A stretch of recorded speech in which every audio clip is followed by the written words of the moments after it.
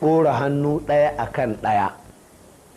Akwai kuma alƙabdu, ƙabalu, shine waɗannan yatsu hudu sai ka rutso nan ƙasa, wannan babban yatsa sai kai haka, ƙabdu kenan.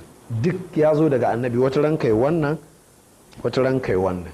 Wasu na yin kuskure suna ɗora hannu a haka ko haka, a kuskure ne, ko kaga mutum ya yi haka, duk kuskure ne. Abin da yake daidai shine haka ko haka. Don haka jama'a mu kiyaye, ko dai yatsun ka shimfiɗa su haka duka, kayi me kayi wadu'u, ko kuma kai haka kayi me kayi qabdu. Ina fatan mun gane wannan ya zo daga annabi sallallahu alaihi wasallam. Annabi ya ce duk annabawa haka suke yi. Ya jama'a, waye bai son ya koyi da annabawa? Ko a aljanna da Allah ya tashi bayani dangane da aljanna sai ya ce fa'ula'ika ma'an nabiyina was siddiqina, yan aljanna suna tare da annabawa da masu gaskiya wa shuhada.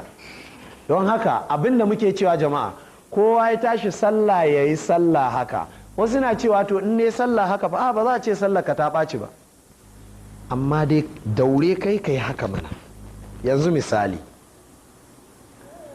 a ce ana so za a ɗauki aiki, wannan ya zo da credits 5, wannan ya zo da credits 8. Kai da ka zo da credits 8 za ka so a ɗauki mai credits 5 a baka?